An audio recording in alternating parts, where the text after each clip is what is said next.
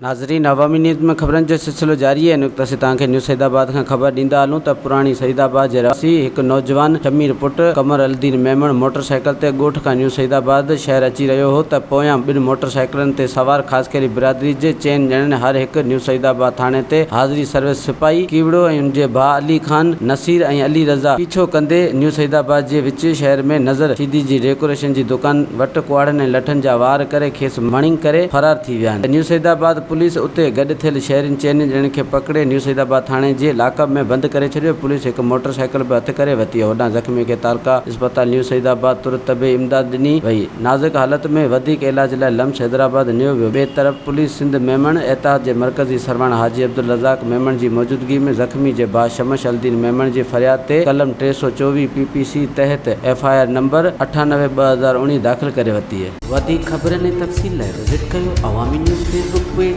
YouTube page ऐं अवामी news web